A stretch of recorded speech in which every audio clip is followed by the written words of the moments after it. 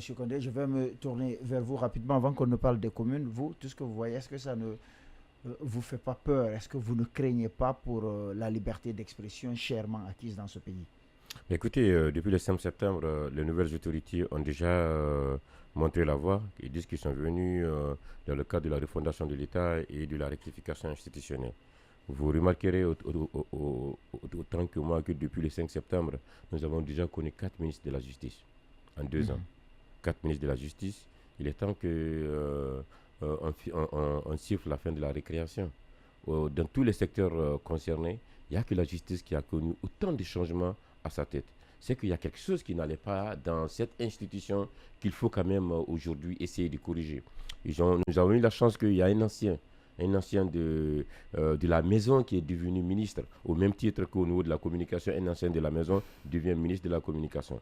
Aujourd'hui, celui qui est venu, il ne peut pas être pardonné. Parce qu'il a commencé depuis le bas, il a gravi tous les échelons pour devenir aujourd'hui ministre. C'est déjà du profil aujourd'hui qu'il fallait pour la maison judiciaire de notre pays. N'oubliez pas que le ministère de la Justice est là pour appliquer la politique pénale du gouvernement en matière de justice. Oui, mais et on peut pas parler... le prédécesseur de cet actuel ministre aussi était de la maison. Oui, Monsieur Charles Wright. Mais quand vous voyez le parcours maison. de Yaya Kairaba et que vous voyez le parcours de monsieur Alphonse Charles Wright, auquel j'ai beaucoup de respect, mais vous voyez qu'il y a un fossé quand même en termes d'expérience, en termes de vécu, en termes d'ancienneté. Donc, l'ancien ministre de la Justice, en 3 ans, il a gravi tous les échelons.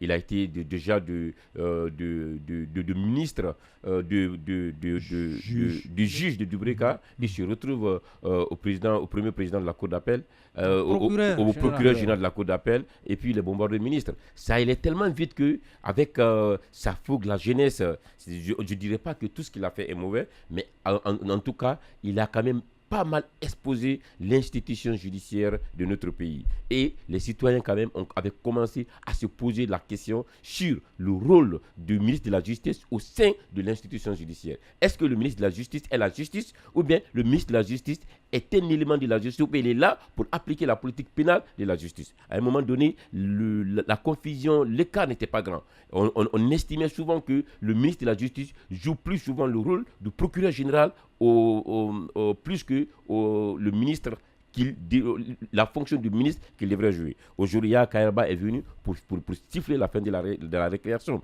Il ne demande pas aux magistrats de ne pas s'exprimer sur les réseaux sociaux. Il a demandé qu'il faut qu'ils respectent, comme M. Diallo a dit, la déontologie, le code éthique de cette profession, qui n'est quand même pas donné à tout le monde, qui est aujourd'hui quand même garant de la liberté entre les individus. Quand on a des problèmes entre nous, c'est à eux de nous trancher. Mais si vous vous retrouvez aujourd'hui sur les réseaux sociaux à être confronté avec les magistrats, à vous envoyer les pics, deux fois, quand vous vous retrouvez dans les juridictions avec le même magistrat auquel vous avez eu des accrochages sur les réseaux sociaux, il est de votre devoir de dire que ce juge-là, je ne veux pas qu'il me juge. Parce que le citoyen aussi a le droit de révoquer le juge auquel il n'a pas confiance en matière de juridiction. Il dit aujourd'hui que si un magistrat est capable de prendre son téléphone, appeler le président de la République pour lui demander conseil en matière de justice, il y a un problème.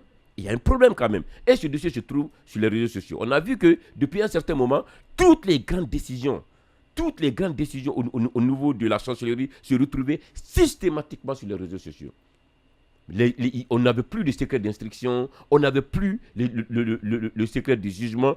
Tout ce qui s'est passé au niveau des tribunaux se retrouvait sur les réseaux sociaux. Ça exposait notre institution judiciaire. Dire aujourd'hui qu'il faut que ce code éthique, cette déontologie revienne à la maison, moi je trouve que c'est quelque chose à saluer et c'est quelque chose auquel il faut encore accentuer, pas seulement auprès de l'institution judiciaire, mais auprès de tous les départements. Il faut que le secret de l'administration reste dans l'administration. Mais malheureusement aujourd'hui, avec l'avènement des réseaux sociaux, nous commençons à banaliser l'ensemble des secrets de l'administration qui se retrouvent automatiquement sur les réseaux sociaux. Et quand nous connaissons la dangerosité de ce nouveau phénomène, que nous n'arrivons pas à concevoir, que nous n'avons pas à percer l'ensemble, tous les dangers liés à ça, la question mérite d'être reposée. Et au nom de la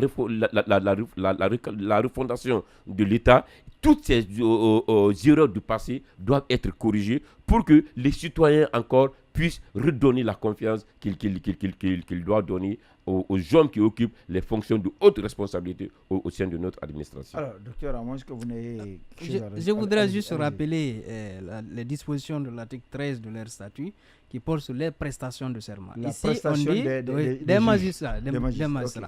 On dit « Je jure de bien et loyalement remplir mes fonctions de magistrat, de les exercer en toute impartialité, dans le respect de la Constitution et des lois de la République, de garder scrupuleusement le secret des délibérations et des votes, de ne prendre aucune position publique, de ne donner aucune consultation à titre privé sur des questions relevant de la compétence des juridictions. Et là, si vous venez à l'article 35, on dit tout manquement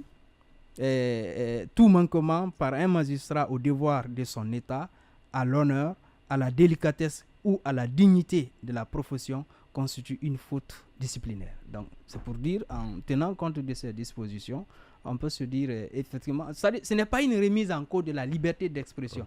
La liberté d'expression, c'est un droit reconnu à tous.